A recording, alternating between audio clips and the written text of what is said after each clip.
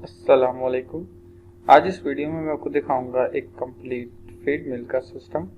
यहाँ पे हमारे पास सबसे पहले आता है मास्टर। इसमें हमारे पास आता है master chart of account level 1, chart of account level 2 और इसके बाद चार्ट ऑफ अकाउंट लेवल 3, क्योंकि 3 लेवल सिस्टम होता है। चार्ट ऑफ अकाउंट लेवल 1 को हमने यहाँ पर ओपन किया और फुल व्यू किया तो हमारे पास यहाँ पर ग्रुपिंग आ जाती है कि शेयर होल्डर्स बनेंगे 11 में, लॉन्ग टर्म लोन्स बनेंगे 13 में, फिक्स एसेट बनेंगे 15 में, हमारे पास परचेजिंग 30 में बनेगी। सप्लायर्स पेएबल यानी कि जो हमारे सप्लायर्स होंगे जिनसे हम खरीदते हैं चीज़ें वो 31 में बनेंगे। रिसीवेबल यानी कि हमारे कस्टमर्स जो हैं वो 35 में बनेंगे। कैश बुक और बैंक बुक 45 में और इसके अलावा सेल्स के हेड हमारे 50 में है। एक्सपेंसेस हमारे सारे 55 में बनेंगे। इन लेवल 1 की ग्रुपिंग को हम चार्ट ऑफ अकाउंट में लेवल 2 के अंदर मजीद आगे सब ग्रुपिंग में कन्वर्ट करते हैं। जैसे कि यहाँ पे फुल व्यू करने पे हमारे पास यहाँ पर 1101 यानी कि उसकी सब ग्रुपिंग होगी। जैसे कि यहाँ पे 3101 ये भी उसकी सब ग्रुपिंग होगी। 3501 का मतलब है कि ये रिसीवेबल पार्टीज हैं, ठीक है। अगर हम इनको एरिया वाइज बनाना चाहें तो हम इसके आगे मजीद एरियाज ऐड कर सकते हैं। जैसे कि 35 हमें पता है रिसीवेबल का है, 01 का मतलब है कि रिसीवेबल्स सिंपल कोई आपके लोकल पार्टी, जैसे रिसीवेबल बेशक इसको लोकल लिखें साथ। और जब हम न्यू ऐड करते हैं तो हम यहाँ बताएंगे 35 यानी कि कस्टमर्स रिसीवेबल में 02 दूसरा ग्रुपिंग, ठीक है, लेवल 2 में। और हम उसको दे देंगे यहाँ पे कि हम जो हमारी पाकपतन की पार्टीज हैं सारे कस्टमर्स वो सारे किसमें ऐड होंगे 3502 में। तो ये देखिए हमारे पास 3501 पे भी रिसीवेबल्स हैं जो कि लोकल हैं और 3502 पे पाकपतन आ गए। इसी तरीके से हम ऐड करके 3503, 3504 जितनी मर्जी एरियाज बना सकते हैं। फिर उन एरियाज के अंदर उन एरियाज की जो भी कस्टमर्स होंगे वो ऐड होंगे। इसी तरीके से हमारे पास यहाँ पे कैश बुक की अलग ग्रुपिंग हुई है और एक्सपेंसेस में भी हमारे पास ये देखें कॉस्ट ऑफ गुड का अलहदा बना हुआ है ग्रुपिंग, सेलिंग एक्सपेंस अलहदा है और एडमिनिस्ट्रेटिव एक्सपेंस अलहदा है तीनों ही एक्सपेंसेस में। अब हमने जो ग्रुपिंग बनाई है उसी के अंदर हम चार्ट ऑफ अकाउंट लेवल 2 के बाद main chart of account level 3 पे आएंगे। यहाँ पर हम पार्टीज ऐड करते हैं। हमने ऐड किया, अब यहाँ पर हम पहले बताएंगे फर्स्ट ग्रुपिंग का, फिर बताएंगे सेकंड ग्रुपिंग का, फिर बताएंगे पार्टी का कोड।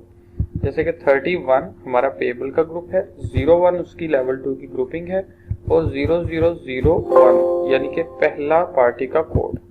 यहाँ पर हमने बताया कि हमारा खुरम एक हमारा सप्लायर है, कहाँ का है, हमने उसका एड्रेस बताया, उसका जो भी फ़ोन नंबर वगैरह वो बताया, उसका मोबाइल नंबर बताया। अब यहाँ पर हम ग्रुपिंग बताएंगे इनकी कि ये पार्टी हमारे कौन से ग्रुपिंग में एडजस्ट होती है। 11 से 45 में अगर फर्स्ट आपका नंबर आते हैं ग्रुपिंग के तो आप यहाँ पर बताएंगे। अगर आपकी ये आती है 50 to 55 में तो यहाँ पर बताएंगे।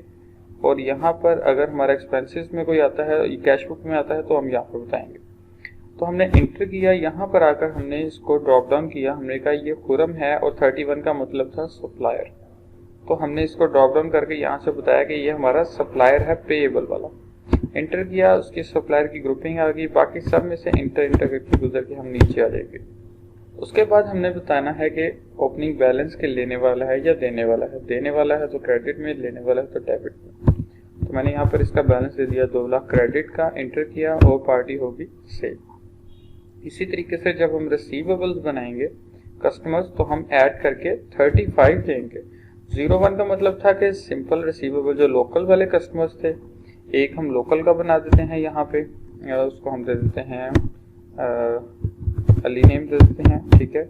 और यहाँ पर हमने ग्रुपिंग में आके अब इसको बताना है कि ये पेएबल नहीं है लेकिन ये 35 की ग्रुपिंग है तो इसका मतलब फर्स्ट ग्रुपिंग में ही आ रहा है। तो हम इसको ड्रॉप डाउन करके बताएंगे कि ये रिसीवेबल है, ये रिसीवेबल का कोड आ गया, बाकी इंटर इंटर इंटर और यहाँ पर डेबिट में हम दे देंगे कि हमने इससे कितना बैलेंस लेना है, इंटर इंटर और सेव। इसी तरीके से अगर मैं दूसरे एरिया का यानी कि पाकपतन एरिया में कोई कस्टमर बनाना चाह रहा हूँ तो यहीं पे ऐड करेंगे, 35 ग्रुपिंग देंगे, 02 उसकी लेवल 2 की ग्रुपिंग दी यानी कि पाकपतन की। अब उसके अंदर भी हम 001 यानी कि पहली पार्टी ही बनाएंगे और उसको हम यहाँ पर दे देते हैं हुसैन का नेम, ठीक हो गया। और ये भी नीचे इंटर करके, अब ये रिसीवेबल ही है तो ऑलरेडी अगर सिलेक्टेड है तो हम वहीं पे इंटर कर देंगे। इंटर इंटर इंटर, और क्या बैलेंस उनसे लेना है वो बैलेंस यहाँ पर देकर इंटर इंटर सेव कर देंगे। तो इस तरीके से हमारे सप्लायर्स 31 की ग्रुपिंग में बनेंगे और यहाँ पर सप्लायर पेएबल आएगा, और कस्टमर 35 की ग्रुपिंग में बनेंगे और उसमें रिसीवेबल आएगा। इसी तरीके से अगर हम बैंक बनाते हैं तो 45 की ग्रुपिंग है बैंक की, 01 000 1 1 के ऊपर यहाँ पर हमारे पास हमेशा से कैश बुक बनी होगी।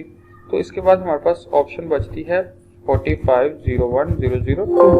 तो यहाँ पर हम कोई भी बैंक बना देते हैं, हम अलाइड बैंक बना देते हैं, इंटर इंटर उसकी बाकी डिटेल देंगे। यहाँ पर हम रिसीवेबल नहीं देंगे, अब हम बताएंगे कि ये 11 से 45 में ही आ रहा है, तो ये फर्स्ट ग्रुपिंग यानी कि इसके अंदर आ रहा है। तो हमने बताया ये है cash at bank, inter inter inter inter, और उसके बाद जब भी कोड 45 बनेगा तो लास्ट ग्रुपिंग में भी हम लास्ट में बताएंगे। तो यहाँ पर हम इसको सिंपल बता देंगे कैश फ्लो, इंटर इंटर, और यहाँ पर हम बैलेंस दे देते हैं जो हमारा ऑलरेडी बैंक में पड़ा है, इंटर इंटर और सेव। तो ये जितने भी हमने पार्टीज बनाई हैं, सप्लायर, रिसीवेबल्स और बैंक वगैरह, इन सब को हम यहाँ से रिटर्न पे करके फाइनेंशियल रिपोर्ट में लेजर में से देख सकते हैं। लेजर ओपन किया हमने, यहाँ पे मैंने ए लिखा, हमारे पास अली आ गया जो कि हमारा कस्टमर था लोकल वाला, उसका हमने यहाँ पर लेजर ओपन कर लिया, तो 50,000 उसका डेबिट में हमारे पास शो हो रहा है। इसी तरीके से दूसरा जो कस्टमर था हुसैन बनाया था, हुसैन को भी यहाँ पर सर्च कर लिया, ये लेवल 2 का था, यानी कि दूसरे एरिया का था, टेरिटरी का 02 का, तो ये भी शो हो रहा है 60,000 में। और इसी तरीके से जो हमारा सप्लायर है, सप्लायर हमारा फोरम था, सप्लायर का भी मैंने लेजर खोल लिया, तो उसका भी यहाँ पर बैलेंस आ रहा है।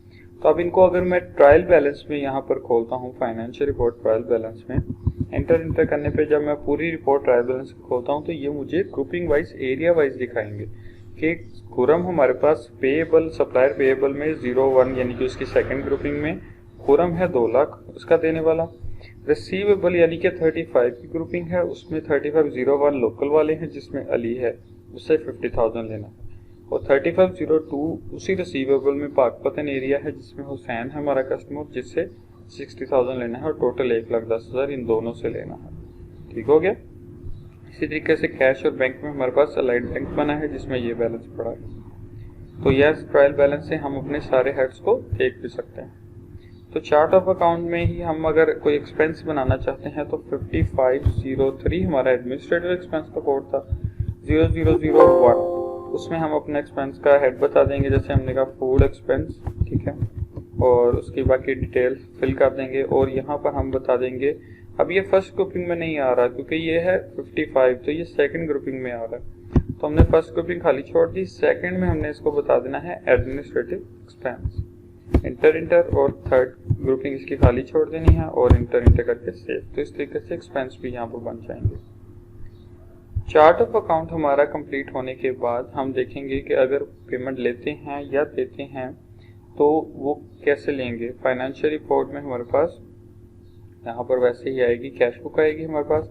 कैश बुक हमने यहाँ पर ओपन किया तो हमारे पास कोई इस टाइम पैसे नहीं है, तो कैश बुक खाली है। हम कैश रिसीव वोचर करते हैं, जब भी पार्टी से ये पैसे लेने हैं तो रिसीव वोचर, जब भी देने हैं तो पेमेंट वोचर। हमने रिसीव वोचर ओपन किया, हमने यहाँ पर पार्टी सिलेक्ट की, हमने कहा अली हमारा एक कस्टमर है जिससे हमने 50,000 लेना है, उससे हमने 40,000 रिसीव कर लिया कैश, इंटर से।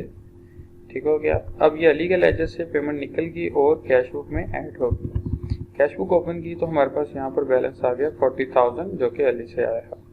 इसी तरीके से अगर हमने पेमेंट किसी को देनी है तो हम पेमेंट वोचर बनाएंगे कैश के थ्रू अगर दे रहे हैं। तो यहाँ पर हम सप्लायर का नेम देंगे, सप्लायर नेम आया 2 लाख उसका देना है, तो 20,000 मैंने इसको यहाँ से कैश पेड कर दिया, इंटर से। तो हमारी साइड से होगी कैश पेमेंट वोचर जो कि कैश बुक से माइनस हो जाएगी, 2,000 यहाँ से क्रेडिट हो जाएगा हमारी साइड से, 20,000, और हमारी साइड पे पीछे रह गया 20,000। और अब मैं अगर फोरम का लेजर देखता हूँ तो उसके लेजर में भी वो एंट्री आ जाएगी जो कि 20,000 हमने उसको डेबिट किया है, तो 1,80,000 उसका रह गया। अब जो हमने बैंक बनाया था, अगर हम बैंक के थ्रू पेमेंट देना चाहते हैं तो हम बैंक वोचर बनाएंगे, इंटर इंटर इंटर। हम यहाँ पर बताएंगे कि डेबिट किसको कर रहे हैं, दे किसको रहे हैं, फोरम को 180 उसको देना है हमने, और कहाँ से दे रहे हैं, हम अलाइड बैंक से दे रहे हैं। तो अलाइड बैंक सेलेक्ट किया और हमने इसको यहाँ से 80,000 हमने कहा कि हमने इसको ऑनलाइन करवा दिया है। यहाँ पर ऑनलाइन लिख दिया हमने इंटर और सेव, तो हमारे बैंक में से वो पैसे निकल जाएंगे, कैश बुक में से वो नहीं जाएंगे। कैश बुक में हमारा वही 20,000 वैसे का वैसे ही पड़ा है। और जब हम लेजर देखेंगे इंटर करके यहाँ पर खुरम का, तो खुरम का 1 लाख क्रेडिट में रह जाएगा क्योंकि 80,000 हमने उसको ऑनलाइन करवा दिए हैं, वो बैंक के लेजर से निकल गए हैं। तो हम लेजर बैंक का भी देख लेंगे। यहाँ पर लाइट बैंक, तो ये हमारे पास 6 लाख ओपनिंग में पड़ा था जिसमें से 80,000 हमने ऑनलाइन करवा दिया, 5-20 पीछे रह गए। इसके बाद हमारे पास आता है मास्टर में चार्ट ऑफ अकाउंट के बाद मेन कैटेगरी प्रोडक्ट। पहले हम मेन कैटेगरी बताएंगे प्रोडक्ट की, फिर उसकी सब कैटेगरी बताएंगे, फिर हम उसका आइटम प्रोफाइल बताएंगे।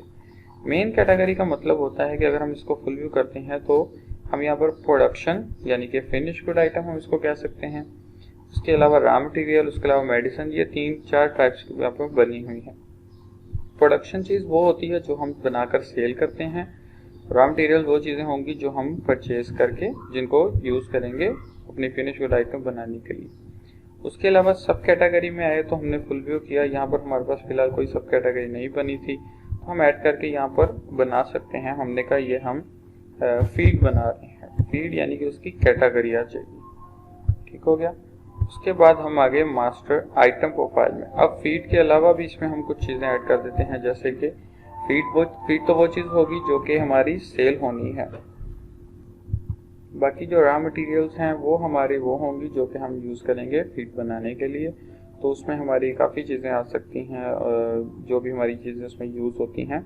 तो मैं इसको यहाँ पर रॉ मटेरियल्स कर देता हूँ। ठीक हो गया। रॉ मटेरियल्स मैंने इसको यहाँ पर सेव कर दिया। तो इसके बाद यहाँ पर मैंने ऐड रिकॉर्ड मास्टर में आके अब मैं आऊँगा आइटम प्रोफाइल में। आइटम प्रोफाइल में जब हम आए तो यहाँ पर मैंने फुल व्यू किया तो हमारे पास ये देखिए रॉ मटेरियल में काफ़ी यहाँ पर आइटम्स बनी हुई हैं, मेज, ऑयल, ये डिफरेंट चीज़ें बनी हुई हैं। ठीक है। इसके अलावा हमारे पास यहाँ पर मेडिसिन में डिफरेंट चीज़ें बनी हुई हैं। इसके अलावा हमारे पास यहाँ पर मजीद प्रोडक्शन के अंदर फीड बनी हुई है। ये देखिए फीड में हमारे पास ये different nutrient class 1, nutrient class 2, ये ऐसे आइटम्स बनी हुई है। ठीक हो गया। आगे उनकी फिलिंग बनी हुई है कि कितने की फिलिंग है, कितने का परचेजिंग रेट है, कितने में सेल रेट है, ये सारी उनकी डिटेल्स ऐड है। मजीद हम कोई नई चीज़ ऐड करना चाहते हैं तो मैं ऐड करेंगे। इंटर करके हम उसकी यहाँ पर सब कैटेगरी बताएंगे कि वो क्या बना रहे हैं, फीड बना रहे हैं, रॉ मटेरियल बना रहे हैं। पहले हम रॉ ऐड कर देते हैं, तो जो भी चीज़ हमारी यहाँ पर रॉ में यूज़ होगी वो बना देते हैं। मैं यहाँ पर आर आइटम कोई भी एक नाम रख रहा हूँ, R1 रख देते हैं। ये आइटम का नेम मैंने रॉ में रख दिया कि कोई भी एक चीज़ मैंने रखी है। यूनिट वाइज इसकी पैकिंग है, फिलिंग 1 है, हमें ये 300 में आ रही है चीज़, और हम अगर सेल करना चाहें तो 400 में करेंगे। 10 हमारे पास होनी चाहिए स्टॉक में हर टाइम। मेन उसकी कैटेगरी कोड कौन सी है, हमने कहा ये रॉ मटेरियल ही है, तो रॉ मटेरियल ही यहाँ पर दे देंगे। और उसके बाद हम उसका मेन कोड बताएंगे कि वो हमारा क्या नाम है, किस चीज़ के लिए हम उसको यूज़ करेंगे। तो यहाँ पर हम इसको बता देंगे कि हमारी रॉ मटेरियल परचेज है। ठीक है। और ये सेव करवा दिया। इसी तरीके से हम इसमें ऐड करेंगे फिनिश गुड की चीज़ जो कि हम सेल करेंगे। फीड आएगी कैटेगरी, सब कैटेगरी में। उसके बाद हम उसका नेम बता देंगे। मैं यहाँ पर चिक फीड नाम रख देता हूँ आइटम का जो हम सेल करते हैं। 20 kg का समझे वो बैग है या जिस तरह भी उसकी पैकिंग हो सकती है। तो यहाँ पर आपने लिखा यूनिट, फिलिंग 1 ही रहेगी इसकी। और उसके बाद हम उसको बता देंगे कि ये हमारे कितने में हमें पड़ता है। मैं यहाँ पर 3400 कर देता हूँ। सेल रेट हम कर देते हैं 4000। ठीक है। और यहाँ पर हम मेन कैटेगरी बताएंगे कि ये प्रोडक्शन है, यानी कि ये चीज़ वो है जो सेल होगी। और यहाँ पर हम इसको बता देंगे सेल इनवॉइस, यहाँ पर सिलेक्ट कर देते हैं। ठीक हो गया। सेव कर दिया हमने, रिटर्न बैक कर दिया। जो भी हमने यहाँ पर रॉ मटेरियल्स अपनी होंगे वो सारी आइटम प्रोफाइल में यहाँ पर ऐड कर देनी है। इसी तरीके से जो हमारी फिनिश गुड आइटम्स होंगी वो भी यहाँ पर ऐड कर देनी है। उसके बाद हमारे पास मास्टर के अंदर आता है आइटम प्रोफाइल के बाद बैच प्रोफाइल। बैच प्रोफाइल बनाना बहुत ज़रूरी है क्योंकि बगैर बैच के हम प्रोडक्शन नहीं बना सकते और ना ही सेल कर सकते हैं। तो हमने यहाँ पर बैच बनाया, हमने ऐड किया। यहाँ पर मैं कोई भी एक बैच का कोड डाल रहा हूँ, 003 रैंडम कोड मैंने डाल दिया।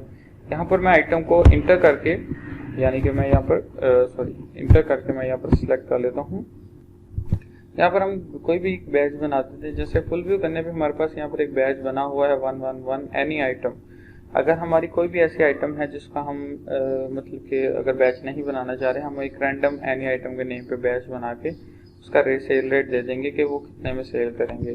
तो अभी हमने जो आइटम बनाई थी हमने उसका 4000 रेट रखा था, तो यहाँ पर मैं 4000 ही रख रहा हूँ। उसकी मैन्युफैक्चरिंग और एक्सपायरी डेट्स हैं, तो अगर कोई भी नया आइटम यहाँ पे हम बनाना चाहें तो हम 2 देंगे। यहाँ पर मैं कह देता हूँ कि फिनिश आइटम, यानी कि जो हमारी सेल होती हैं कब मैन्युफैक्चरिंग हो रही है उसकी वो मैन्युफैक्चरिंग डेट आ जाएगी, और कब वो एक्सपायर होगी उसकी एक्सपायरी डेट आ जाएगी। तो ये बैच उस तरीके से चलेगा। तो यहाँ पर मैं इसका बैच का रेट मैं 4500 दे रहा हूँ, ठीक हो गया। तो ये मैंने यहाँ पर 2 बैच बना दिए, जो कि एक एनी आइटम के नेम पे है, एक फिनिश आइटम के नेम पे है। तो बैच प्रोफाइल हमने बना दी। उसके बाद हम आते हैं मास्टर के अंदर, मास्टर रेसिपी जनरेटर। जो सबसे मेन चीज़ है वो है रेसिपी जनरेटर। रेसिपी जनरेटर में आए तो यहाँ पर हम एक आइटम की रेसिपी बनाएंगे। हमने यहाँ पर ऐड किया, हमने कहा कि फिनिश गुड की रेसिपी है कि यहाँ पर हम जो भी हम फीड बना रहे हैं, जैसे कि मैंने चिक फीड यहाँ पर उठा लिया, चिक फीड है उसके अंदर क्या रॉ मटेरियल यूज़ हो रहा है वो रॉ मटेरियल भी यहाँ पर मैं इसको बताऊँगा। मैंने सर्च किया यहाँ पर, मैंने कहा जो भी रॉ मटेरियल है R1 मैंने एक बनाया था, ठीक है। तो मैंने यहाँ पर R लिख के सर्च किया तो ये मेरे पास सारे रॉ मटेरियल्स यहाँ पर आ रहे हैं, इसमें ये R1 भी हमारा आ रहा है। तो मैंने यहाँ पर जैसे ही R1 को सिलेक्ट किया वो ले आया सिंगल जनरेट रेसिपी पे। सिंगल जनरेट रेसिपी पे क्लिक किया तो यहाँ पर हमने सिर्फ उसका वेट बताना है कि कितना वो यूज़ होगा हमारे पास जो रेसिपी में यूज़ करना है। तो अगर हमने 20 kg का बैग बना रहे हैं तो अगर हम कहते हैं कि 20 ही उसमें यूज़ होंगे तो हम यहाँ पर 20 R1 के मतलब बैग हों या जो भी इनकी फिलिंग हो वो हम यहाँ पर दे देंगे।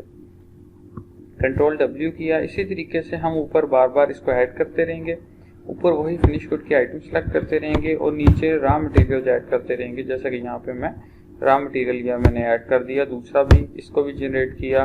तो ये इसके अंदर अब ये कितना यूज़ होगा कनोला, तो मैंने कहा ये 10 ग्राम या 10 जो भी इनकी पैकिंग होगी वो 10 मैंने लिख दिया, ठीक हो गया। कंट्रोल W कर दिया। तो इस तरीके से हम जब उनकी आइटम्स ऐड करते जाएंगे तो हमारी एक रेसिपी बन जाएगी। जब रेसिपी बनेगी तो हम प्रिंट रेसिपी करके उसको देख सकते हैं। यहाँ पे मैंने ऑल रेसिपी रिपोर्ट खोली तो ये हमारे पास एक रेसिपी जैसे बनी हुई है न्यूट्रिएंट क्लास 1 की। ये हमें बता रहा है कि हम सेल करते हैं 2350 में, हमें ये कॉस्ट में पड़ी है 2081 रुपये में। इसमें क्या क्या चीज़ें ऐड हुई हैं, मेज़ है, ऑयल है, राइस पॉलिशिंग है, डिफरेंट ये चीज़ें ऐड हैं, फिश मील है, ठीक है। और ये कितने रुपीज़ में हमें आ रहा था वो उसका हमने आइटम फाइल में बताया हुआ है, और कितना वेट इस रेसिपी में यूज़ हो रहा है ये वो सारे वेट्स आ रहे हैं कि अगर वो 1 kg है, 1 किलो 25 ग्राम है तो आगे पॉइंट्स में ग्राम आ जाएंगे, अगर वो केजीज में है तो वो पॉइंट्स के पीछे आ जाएंगे, ठीक हो गया। तो इस तरीके से हमारी रेसिपी यहाँ पर बन जाती है कि हमें चीज़ कितने में पड़ी है और हम कितने में सेल कर रहे हैं। तो यहाँ से रेसिपी कंप्लीट होने के बाद जो लास्ट चीज़ मास्टर में बचती है वो हम मास्टर रीजनल मैनेजर, यानी कि हमें एक RSM चाहिए होता है सेल के लिए, तो हम रीजनल मैनेजर यहाँ पे बना देते हैं। फुल व्यू करने पे हमारे पास यहाँ पर एक नाम बना हुआ है, इसको बेशक आप ऑफिस सेल कर दें अगर आप डायरेक्ट ऑफिस से ही सेल कर रहे हैं, ठीक है। उसके अलावा अगर आप कोई भी नया रीजनल मैनेजर ऐड करना चाहते हैं तो आप यहाँ पे 3502 जो भी इनका एरिया होगा, एरिया वाइज वो उनकी पार्टीज को सिलेक्ट करेगा। 3502 बना दिया। यहाँ पे मैंने हमसा खान रख दिया नेम। ये हमारा RSM हो गया। उसकी जो भी डेजिग्नेशन, उनकी सेल टारगेट्स, उनकी रिकवरी टारगेट्स, ये सारे हम उनको दे के इंटर करवा के यहाँ से सेव कर देंगे। तो ये हमारे पास हमजा खान भी यहाँ पर बन गया। जब मास्टर हमारा कंप्लीट हो गया तो अब हम देखेंगे कि हम ऐड रिकॉर्ड में आके यहाँ से हम इसको सेल करने के लिए चीज़ हम देखेंगे पहले, ठीक है। उससे पहले हम देखेंगे जब चीज़ सेल करनी है तो हम पहले उसकी प्रोडक्शन डालेंगे। परचेज इनवॉइस में हमारे पास यहाँ पर है प्रोडक्शन, ठीक है, प्रोडक्शन विद रेसिपी। जब जो जो चीज़ें हमने रेसिपी में बताई हैं वो जैसे हम प्रोडक्शन विद रेसिपी में से वो चीज़ बनाएंगे तो ऑटोमेटिकली हमारी प्रोडक्शन जब यहाँ पर बनेगी तो वो वहाँ से कम होती जाएगी, ठीक हो गया। हमने यहाँ पर अब वो चीज़ ख़रीदनी है क्योंकि हमारे पास स्टॉक रिपोर्ट में, स्टॉक इन हैंड में जब हमने स्टॉक ओपन किया तो हमारे पास यहाँ पर कोई स्टॉक नहीं आया। तो इसका मतलब हम पहले परचेज करेंगे रॉ मटेरियल को, ताकि रॉ मटेरियल होगा तो हमारी प्रोडक्शन बनेगी। हम यहाँ पर आए, हमने यहाँ पर सप्लायर को अपने सेलेक्ट किया, हमने कहा खुरम हमारा सप्लायर था, ठीक है। बिल्टी नंबर, GR नंबर, जो भी गेट पास नंबर, गाड़ी नंबर हम देखे क्या चीज़ उससे खरीद रहे हैं। हमने कहा R1 एक हमारा मटेरियल था, ये खरीद लिया। कितने खरीदे हैं, मैंने कहा ये 100 बैग खरीदा है, ठीक है। कितने की फिलिंग है, अगर उसकी फिलिंग वगैरह का अगर कोई कॉन्सेप्ट है तो हम वो बता देंगे, ठीक है। अगर हम फिलिंग वाली चीज़ नहीं खरीद रहे तो फिर हम परचेज इनवॉइस में स्टोर परचेज में आ जाएंगे। तो यहाँ पर भी हम वैसे ही खुरम देंगे, ठीक है। यहाँ पर हमने पार्टी कोड को सर्च किया, खुरम को, तो KHU और ये खुरम आ गया। उससे हम क्या खरीद रहे हैं हम वो यहाँ पर बता देंगे। फिर हमने कहा हम R1 एक आइटम हमारी वो खरीद रहे हैं। उसने पूछा कितने क्वांटिटी खरीदी है, मैंने कहा 100 बैग खरीदा है। कितने में, हमने कहा ये तकरीबन 300 में एक बैग है, तो 30,000 का बन गया इंटर और सेल। तो ये जो हमारी अमाउंट है 30,000, ये हमारे सप्लायर के लेजर में ऐड हो जाएगी। और स्टॉक रिपोर्ट में, स्टॉक इन हैंड में हमारे पास एंटर करके जब हमने रिपोर्ट ओपन की तो रॉ मटेरियल्स में हमारे पास R1 एक स्टॉक में आ गई है, ठीक हो गया। इसी तरीके से बाकी जितने भी हमारे रॉ मटेरियल्स होंगे उनको हम परचेज करते रहेंगे स्टोर परचेज में से। सप्लायर कोई भी हो सकता है, उसके अलावा हम जो भी आइटम है वो उसको यहाँ से सर्च करते रहेंगे। ये कनोला हमने यूज़ करना था, ये भी मैंने खरीद लिया 50 और 240 में मैंने कहा आ रहा है, और 12,000 का ये बन गया, ठीक हो गया। तो ये कनोला भी हमारे पास स्टॉक रिपोर्ट में, स्टॉक इन हैंड में हमारे पास यहाँ पर शो हो जाएगा, ठीक हो गया। उसके बाद हम जब यहाँ पर आए ऐड रिकॉर्ड में, अब हमने जो चीज़ें परचेज की हैं उसकी हम प्रोडक्शन डालेंगे विद रेसिपी। तो हमने यहाँ पर प्रोडक्शन विद रेसिपी की, हमने स्लिप नंबर बताई कि 1 नंबर स्लिप है, एक उसका हमारा एक्सपेंस कोड, ये फिलिंग का जा रहा है, रॉ मटेरियल परचेज का इसका मेन कोड है, क्या चीज़ हम बना रहे हैं, हमने कहा यहाँ पर हम चिक फीड है जो कि हम बना रहे हैं, ठीक हो गया। कितने बैग्स रेडी हुए हैं, मैंने कहा यहाँ पर हम अगर एक बैग रेडी करते हैं और कौन से बैच पे है, 1 नंबर बैच पे ही है, तो यहाँ पर मैंने इसको सेव करवा दिया। अब एक बैग रेडी होने का मतलब था कि स्टॉक रिपोर्ट में इंटर करके जब मैंने ओपन किया तो यहाँ पर ये देखें हमारा जो कनोला था वो भी हमने यहाँ पर ऐड किया था, वो भी उसमें से कम हो गया। R1 भी मैंने वहाँ पर 1 ऐड किया था तो वो भी 1 उसमें से कम हो, ठीक हो गया। जो वैल्यू हमने वहाँ पर रेसिपी में दी थी उतनी ऑटोमेटिकली हमारे स्टॉक में से कम होगी, और उसके अगेंस्ट हमारा एक 20 kg वाला बैग रेडी होकर यहाँ पर आ गया, ठीक हो गया।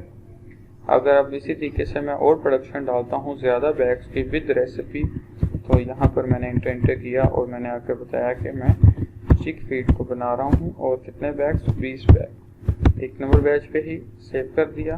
तो आप देखें अब stock report, stock in hand, और हमारा जो स्टॉक था वो उतना कम होना शुरू हो गया, ठीक हो गया।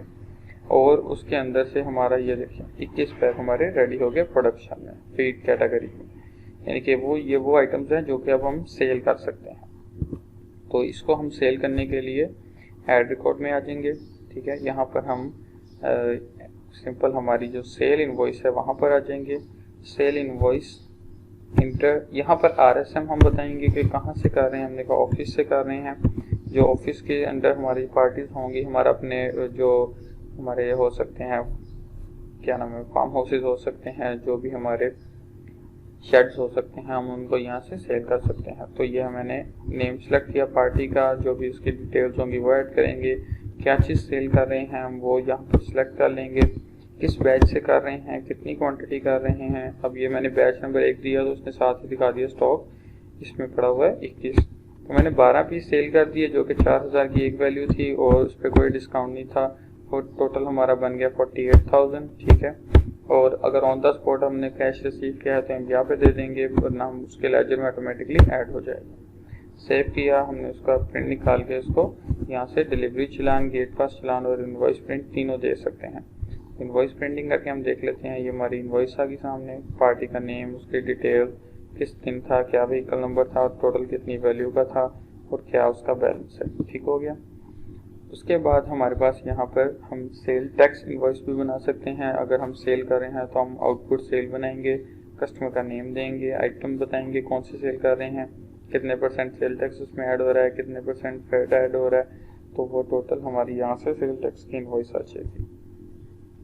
फाइनेंशियल में हमारे पास रिपोर्ट्स हैं लेजर की, लेजर डिटेल है, ट्रायल बैलेंस है, उसके अलावा कैश बुक है, और उसके अलावा रॉ मटेरियल में हमारी रॉ मटेरियल्स की परचेज आ जाएंगी जो जो हमने परचेजिंग की होंगी।